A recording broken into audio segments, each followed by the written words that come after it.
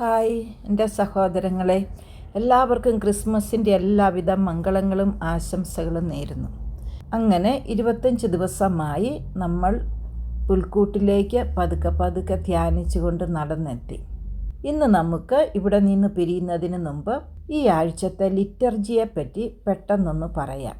അത് നമ്മുടെ Latin right അനുസരിച്ച് ഈശോയുടെ ജനനവുമായി സംബന്ധിച്ചുള്ള ബാക്കി എല്ലാ രഹസ്യങ്ങളും ധ്യാനിക്കാനായി പരിശുദ്ധ സഭാ മാതാവ് വളരെ ബുദ്ധിയോടുകൂടിയാണ് ഇനിയുള്ള 2 ആഴ്ചത്തെ ലിറ്റർജി നമുക്കായി ഒരുക്കിയിരിക്കുന്നത്. അതുകൊണ്ട് നമുക്കൊന്ന് പെട്ടെന്ന് ഓടി എന്താണ് ഇനി നമ്മൾ ഈ ആഴ്ചകളിൽ ജീവിക്കാൻ പോകുന്നതെന്ന് ചിന്തിക്കാം. ഈസ്റ്ററിൻ്റെ ആഘോഷങ്ങൾ നമ്മൾ ശരിക്കും തുടങ്ങുന്നത് വ്യാഴാഴ്ച കാല് കഴുകൽ ശുശ്രൂഷയോടുകൂടിയാണ്.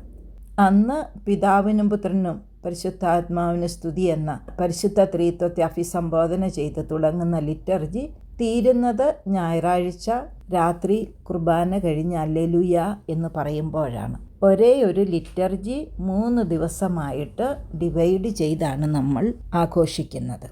അതുകൊണ്ടാണ് വെള്ളിയാഴ്ച വൈദികൻ നിശബ്ദനായി പള്ളിയിലേക്ക് കയറി നിലത്ത് പ്രണാമം ചെയ്ത് നിശബ്ദതയോടുകൂടി ലിറ്റർജി തുടങ്ങുന്നു.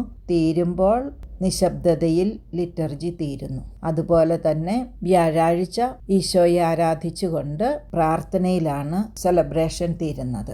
അങ്ങനെ ശനിയാഴ്ച രാത്രി ആഘോഷമായ പാട്ടുകുർബാനയ്ക്ക് ശേഷമാണ് തീരുന്നത്. അതുപോലെ തന്നെയാണ് ക്രിസ്മസ് ലിറ്റർജിയും ഓർഗനൈസ് ചെയ്തിരിക്കുന്നത്.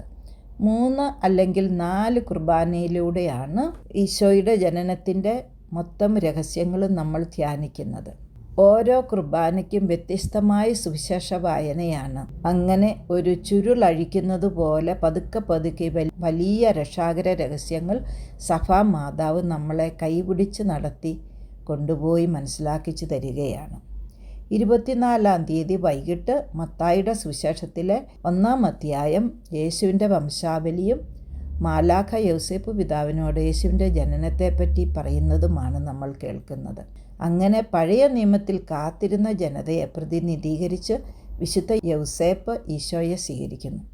പിന്നെ 2-ാമത്തെ കുർബാനയാണ് രാത്രിയിലത്തെ കുർബാന.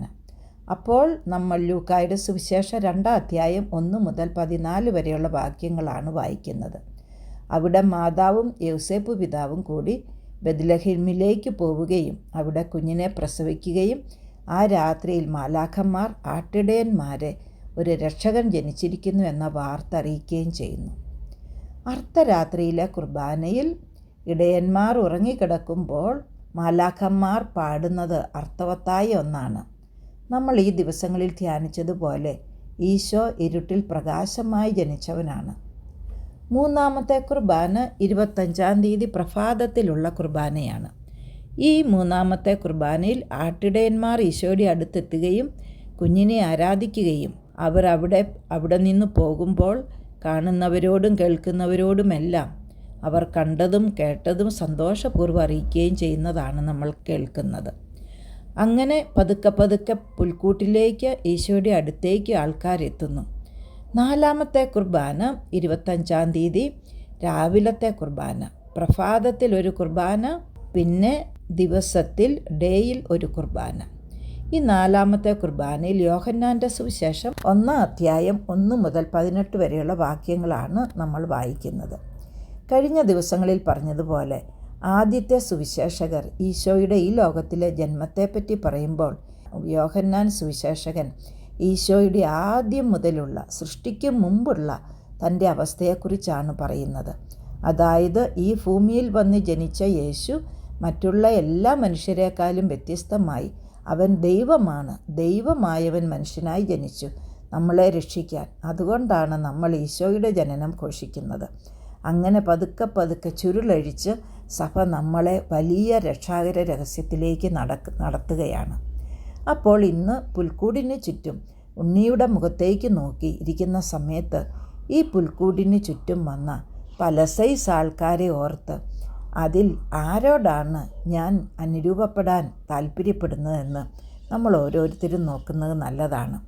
പരിശുദ്ധ മറിയവും യോസേപ്പ് പിതാവും നിശബ്ദത പാലിച്ച് എല്ലാം ഹൃദയത്തിൽ സംഗ്രഹിച്ച് ഉണ്ണിയെ ഉറ്റുനോക്കിയിരുന്നു. ആട്ടിടയന്മാർ ആ ഉണ്ണിയെ ആരാധിച്ച ശേഷം മറ്റുള്ളവരോട് കണ്ടതും കേട്ടതുമെല്ലാം അറിയിച്ചു.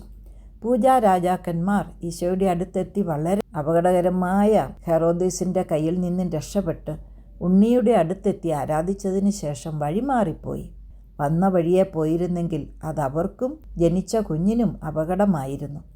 ദൈവത്തിൻ്റെ ഒരു ശക്തി, ഒരു വെളിപാട് അവർക്കുണ്ടായി. അതനുസരിച്ച് അവർ അവരുടെ വഴി തിരിച്ചുവിട്ടു. ചിലപ്പോൾ നമുക്കെന്തെങ്കിലുമൊക്കെ വഴി തിരിച്ചുവിടാൻ മാറിയെടുക്കാൻ കാണും.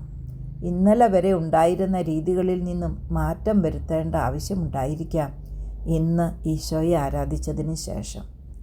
അതുപോലെ തന്നെ ഈശോയുടെ അടുത്തെത്തുന്ന മിക്കവരും തന്നെ ഗാനങ്ങൾ ആലപിക്കുന്നത് നമുക്ക് കാണാം. സ്കറിയായും എലിസബത്തും ഇസ്രായേലിൻ്റെ ദൈവമായ കർത്താവ് വാഴ്ത്തപ്പെടട്ടെ എന്ന് പറഞ്ഞുകൊണ്ട് ഗാനങ്ങൾ ആലപിക്കാൻ തുടങ്ങി. മാലാഖമാർ ഗ്ലോറിയ പാടി. പരിശുദ്ധ അമ്മയും എലിസബത്തും തമ്മിൽ കണ്ടുമുട്ടിയപ്പോൾ എൻ്റെ ആത്മാവ് ദൈവത്തെ മഹത്വപ്പെടുത്തുന്നു എന്ന് പറഞ്ഞുകൊണ്ട് സ്തോത്രഗീതം ആലപിച്ചിരുന്നു.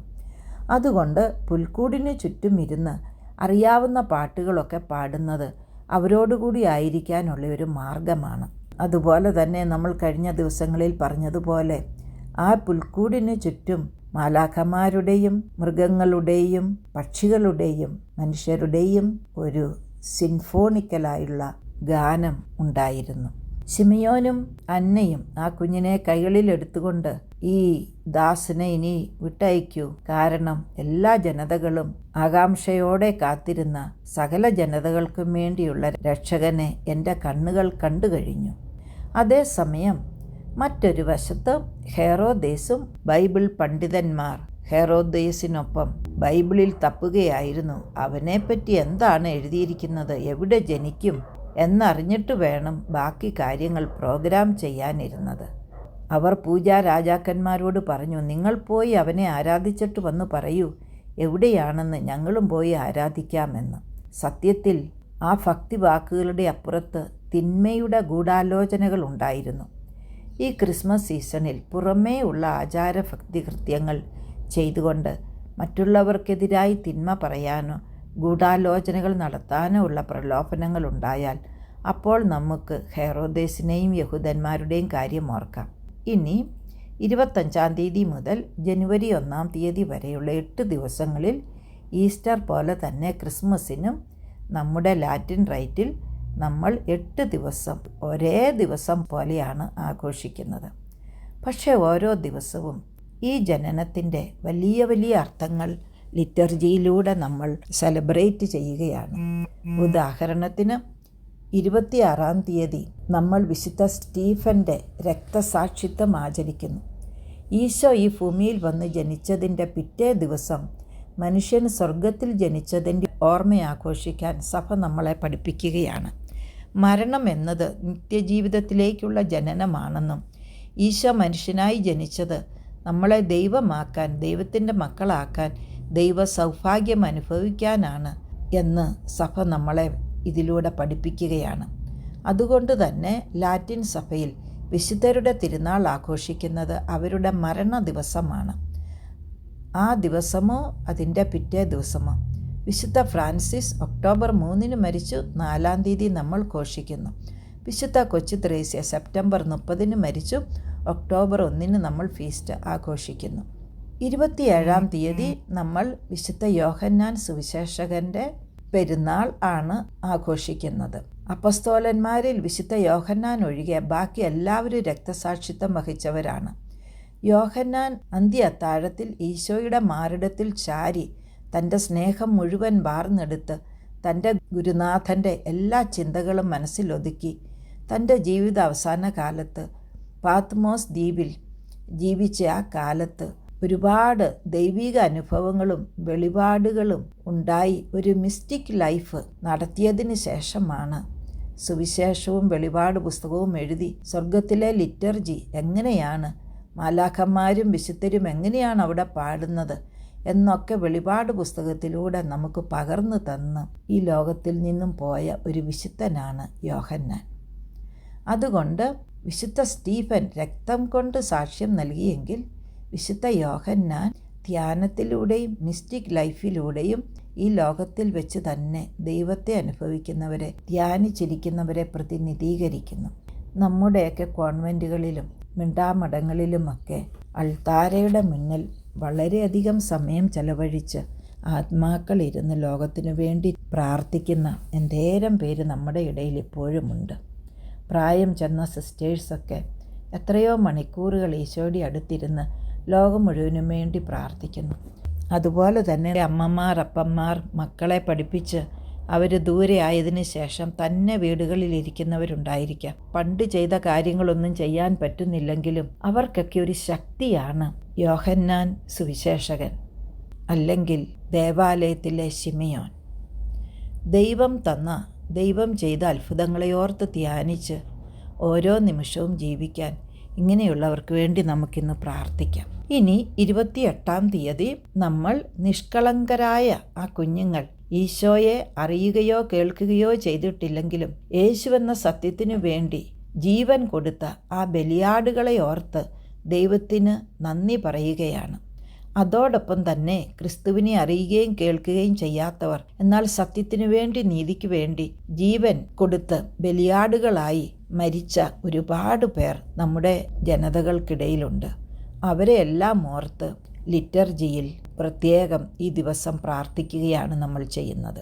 29-ാം തീയതി അല്ലെങ്കിൽ ക്രിസ്മസ് കഴിഞ്ഞുള്ള സൺഡേയിൽ, ഞായറാഴ്ചയാണ് എപ്പോഴും നമ്മൾ ഹോളി ഫാമിലിയുടെ ഫീസ്റ്റ് ആഘോഷിക്കുന്നത്. ഈ വർഷം അതോടൊപ്പം തന്നെ ജൂബിലി വർഷത്തിന് ലോകത്തിലുള്ള എല്ലാ രൂപതകളിലും തുടക്കം കുറിക്കുകയും ചെയ്യുന്നു. പരിശുദ്ധ പിതാവ് തൻ്റെ ബൂള്ളയിൽ പറയുന്നത് പോലെ നമ്മുടെ മാമോദീസ തൊട്ടിയുടെ അടുത്തേക്ക് പോകാനും അവിടെ നിന്ന് നമുക്ക് കിട്ടിയ വിശ്വാസം, പ്രത്യാശ, സ്നേഹം എന്നീ ദൈവിക പുണ്യങ്ങൾ നവീകരിക്കാനും അതോടൊപ്പം തന്നെ പൂർണ്ണ ദണ്ഡവിമോചനം ലഭിക്കാനും നമ്മളോട് എന്തെങ്കിലും തെറ്റോ വൈരാഗ്യമോ പിണക്കമോ ആർക്കെങ്കിലും ഉണ്ടെങ്കിൽ, അല്ലെങ്കിൽ നമുക്ക് ആരോടെങ്കിലും ഉണ്ടെങ്കിൽ അവർക്ക് മനസ്സറിഞ്ഞ് ക്ഷമ കൊടുക്കാനും സ്നേഹിക്കാനും ഒരു പുതുജീവൻ തുടങ്ങാനും ക്ഷമയുടെ മക്കളായി ജീവിക്കാനും സഭ തരുന്ന ഈ വലിയ നിമിഷത്തിന് വിശുദ്ധ വർഷത്തെ ഓർത്ത് നമുക്ക് നന്ദി പറയുകയും ചെയ്യാം. അതുപോലെ തന്നെ ഹോളി ഫാമിലി ആഘോഷിക്കുന്നത് കൊണ്ട് നമ്മുടെ ഭവനങ്ങളിൽ ആരെങ്കിലും മിണ്ടാതെയോ പിണങ്ങിയോ ഇരിപ്പുണ്ടെങ്കിൽ അവർക്ക് വേണ്ടി പ്രത്യേകം പ്രാർത്ഥിക്കാം. നമ്മുടെ ബന്ധുക്കളുടെയോ ചർച്ചക്കാരുടെയോ ഇടയിൽ ഈശോയെ അറിയാത്തവരോ ഈശോയെ മനസ്സിലാക്കാൻ പറ്റാത്തവരോ ഉണ്ടെങ്കിൽ അവർക്ക് വേണ്ടി നമുക്ക് പ്രത്യേകം പ്രാർത്ഥിക്കാം. 1-ാം തീയതി നമ്മൾ പരിശുദ്ധ അമ്മയുടെ ദൈവിക മാതൃത്വം ഘോഷിക്കുന്നു. മറിയം ദൈവത്തിൻ്റെ അമ്മ എന്ന ആദ്യത്തെ ഡോഗ്മ നമ്മൾ ഏറ്റുപറയുമ്പോൾ ഈശോ ദൈവമാണെന്ന് അംഗീകരിക്കുകയും ഈശോ മനുഷ്യനായി അവതരിച്ചതുകൊണ്ട് തൻ്റെ ദൈവത്വം ഇല്ലാതായില്ല, അവൻ പൂർണ്ണ ദൈവവും പൂർണ്ണ മനുഷ്യനുമാണ് എന്ന് നമ്മൾ പ്രഖ്യാപിക്കുകയും ചെയ്യുകയാണ്. ഇതിന് ശേഷമുള്ള ഞായറാഴ്ച പൂജാരാജാക്കന്മാരുടെ വരവും പിന്നീടുള്ള ഞായറാഴ്ച ഈശോയുടെ മാമോദീസായും ആഘോഷിച്ചുകൊണ്ടാണ് നമ്മൾ ക്രിസ്മസ് ലിറ്റർജി കൺക്ലൂഡ് ചെയ്യുകയും ഓർഡിനറി ടൈം അങ്ങനെ തുടങ്ങുകയും ചെയ്യുന്നത്. അങ്ങനെ ഈ പരിശുദ്ധമായ ദിവസങ്ങളിൽ പരിശുദ്ധമായി ജീവിക്കാൻ ദൈവം നമ്മളെ അനുഗ്രഹിക്കട്ടെ എന്ന് നമുക്ക് പരസ്പരം പ്രാർത്ഥിക്കാം. എല്ലാവർക്കും ഒരിക്കൽ കൂടി ക്രിസ്മസ് മംഗളങ്ങൾ, പുതുവത്സരാശംസ.